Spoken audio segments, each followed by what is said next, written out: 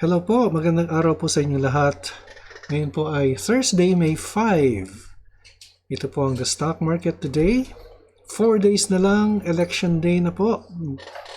Sana po ay nakagawa na po tayo ng ating listahan ng ating senatorial candidates at local candidates. If this is your first time in this channel, ako po si Benji Chadoro, isang retired bank officer na nagsimula mag-invest sa Philippine stock market noong 2007. I do this report every day, which I started August of last year, or the other year. I also report the latest news on your favorite and most active stocks. Kung gusto niyo po ng content, iniimbitahan ko po kayo mag-subscribe sa aking channel. Kung meron po kayong stocks na gusto niyo pa-review, paki-comment lang po sa comment box at aking ipa-prioritize.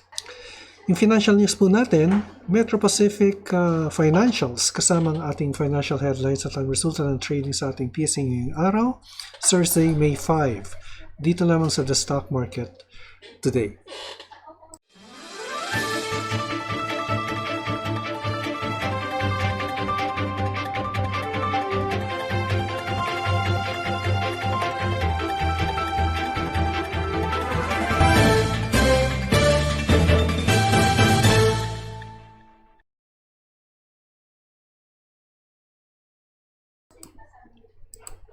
Okay, yung ating financial news or headlines muna, ang sabi ng PSA or the Philippine Statistics Authority, 3.7 million jobless in 2021. The Bureau of Customs says collection exceeds April revenue target. Then we have bank lending rose 8.9% year-on-year in March 2022. Then MPI core profits rise 23% year-on-year to 3.1 billion in first quarter of 22. Ito po yung main news natin. Followed by CNPF. Century 2 na po ito. First quarter 22 earnings up 10% year-on-year to 1.4 billion. SEC contemplates backfilling of Panyan Pit. Okay, so let's now go to our main news, which is Metro Pacific. And ito po yung from the business world. Metro Pacific investments saw attributable net income for the first quarter declined by 19% to 5.7 billion from the year ago figure that included sale of shares in two companies. The total comprehensive income grew by 8% to 7.5 billion in the first quarter, the company said in a statement.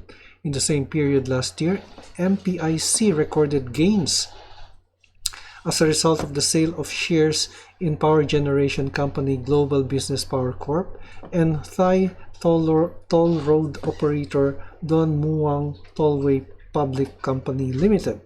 MPIC saw contributions from its business grow by 14% to 4.3 billion, 2.5 billion from power, 1.2 billion from toll roads, ito po yung NLEX and the rest of their toll roads, 600 million from water, ito po yung Maynilad, yung power naman is from Meralco. The company's other businesses include hospitals, light rail, fuel storage, logistics, incurred an overall loss of 76 million. Nalugi pala ito. It said its core income from the quarter went up 23% to 3.1 billion after benefiting from continued economic recovery and intensified election-related activities in the country. Okay, toll road traffic now close to pre-pandemic levels. Power consumption has considerably increased as more industries ramp up on operating capacity, the company said.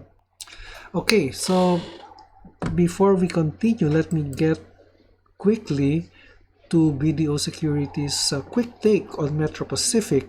Sabi niya dito, toll roads drive growth in first quarter 2022. So the first quarter core profit increased 25% year-on-year in line with estimates. Toll road earnings surge 59% year-on-year. Maynilad bottom line buoyed by cost savings, so tumaas din by 15%. Quarter profits or power profits flat due to base effects. So hindi siya gaanong tumaas. So, ang contribution lang po niya is 10%. Capex supports power and toll road expansion. So, ang rating niya is a buy rating with a target price of 7 pesos. Dati po 660 po ito. So, in-increase po niya to 7 pesos and yesterday's closing price was 3.82 with an implied upside of 83.2%. I think this is the most undervalued stock in the index. Ang problema lang is hindi siya tumataas dahil most of its businesses are heavily regulated. So, yung Meralco, PLDT, hindi niya sinama yung PLDT dito. Hindi niya sinama yung PLDT.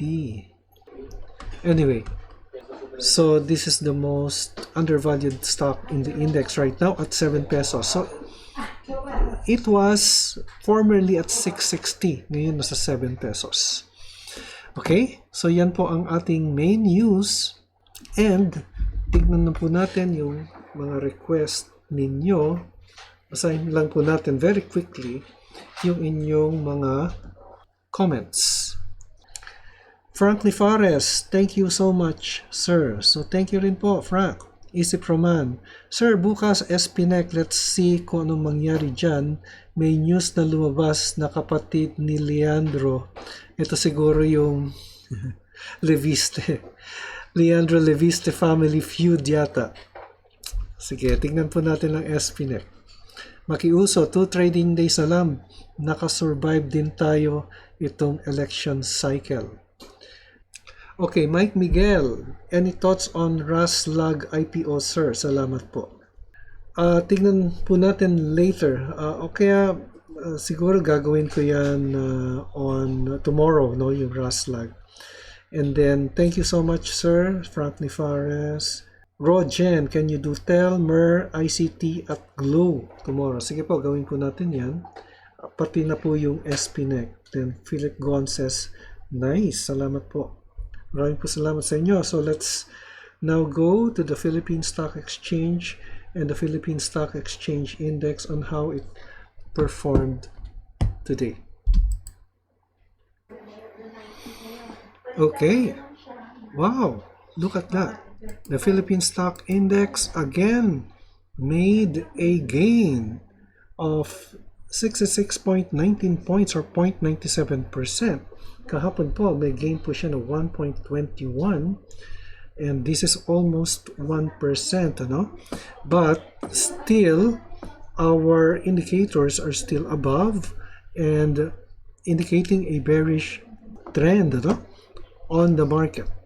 So, yung ating support, nakikita po natin dito sa area to, ito po, no? Nasa 6720 or nasa 67,000 po ang pinaka-support niya. And the RSI is bearish at 44. So, but this is a good development considering that there is news this morning that the US Fed made a 0.5% or 500 basis points increase, ano? Dun sa kanilang interest rate. 50 or 500, I think 50, 0.5%, 50.01, 500 basis points, no, or 0.5%. So the Federal Reserve on Wednesday announced its biggest rate hike since 2000, a 0.5 percentage point increase as it worked to crush soaring inflation. So that should trickle in the Philippine stock market, but I think na price in na po niya yun, ano? But let's see, no, what will happen tomorrow since the BSP will also is expected to increase the baka magbago yung policy ng BSP, no, mag-increase, ano, but that remains to be seen. Anyway, the stock market or the index continued its climb today. Yung market activity naman, 140 companies advanced, 59 declined, while 37 remained unchanged. Now, we will be reviewing your requested and most active stocks. Let's review SPNEC, TEL, MER, ICT, Glow, at tignan naman din natin yung top stock or most active stock today, Converge. So, umpisa na po natin sa SPNEC. Yan. Check lang natin, ha? Okay, bearish po si SPNEC and lumabas lang, wala pa po tayong long-term indicator dahil wala pang 100 days yung ating exponential or moving averages. And it's bearish. So yung nagkaroon po dito ng golden cross, it's a cross, no? The blue line, or the medium-term indicator, is crossing the orange line, meaning it's entering a bearish stage. RSI is bearish at 29, oversold na po yung stock. In the meantime, yung ating support nandito po sa area to. Yan. So it's just probably the market sentiment for most stocks. By the way, yung ating sectoral indices naman, ano? Financials, all the sectoral indices are in the green, led by mining at 4.52%. The all-share index is also up 1.33%. So, nasa support level sa SPNEC 1.50. And nasa oversold level na po yung kanyang RSI. So, sabi po ng isang subscriber natin ay gusto niya makita yung effect. Mukhang walang effect. I think, it's just following market sentiment for most of the stocks in the PSE. Although now, nagta-taper off na po yung decline ni SPNEC. So, TEL is next. Tingnan natin si TEL. Okay, it's moving upwards and it continues to move up. Nag-recover po siya today. And this contributed to the index, increase in the index. So, right now, yung pinaka-support ni PLDT or ni TEL nasa MA100, 17 or 1800, no? Yung pinaka-support niya. The resistance is here at pwede nating ilagay dito sa area to. Yan. Nasa 1932 to 1935, no? More or less, yun po ang area ng TEL. And very resilient po siya, no? Very resilient po si TEL dahil nag-hold po yung kanyang support. And it's a good company naman. So RSI is also bullish at 29. So second day na up si TEL by 43 pesos or 2.28%. And then si MER naman, pare-pareho po itong Metro Pacific. So bearish po si Meralco, and tingnan natin kung merong news si Meralco. I think ito po yun, ano? Yung negative news niya. ERC orders Meralco to refund 7.75 billion in over-recovery. So, overcharge po si Meralco. Then that's why nagkakaroon siya ng bearish sentiment. Support is here at 336, although nag-recover po siya ngayon at 320. Yesterday, it was down by, let's see, 3.49% or 12.20, no? But now it recovered. So, yung pinaka-support niya, nandito po sa 336. Resistance is here. At 337, bearish sentiment po siya. RSI is bearish at 38. ICT is, I think, mababa. Yan. Nag-bearish din si ICT. And it's following some of the stocks in the index also. In the meantime, yung ating resistance nandito po sa 232. Support is MA100 at 211. So this is already support level. But overall, nagkakaroon na po ng cross, no? Ito po yung cross. The indicators are crossing the candlesticks, meaning it's turning bearish. So RSI is also bearish at 39. Then we have Glow. Si Glow ay nagkaroon siya ng rebound, but support is here.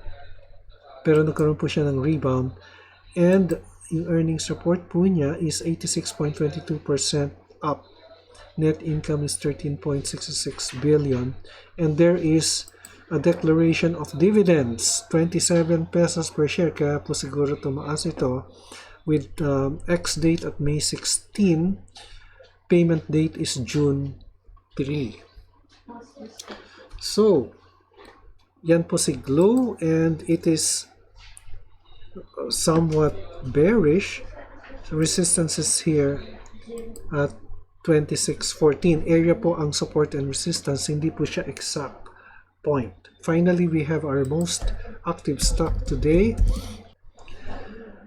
Naku, Mike Miguel. Sige, habol natin to, RLC. Okay. Wow, look at that.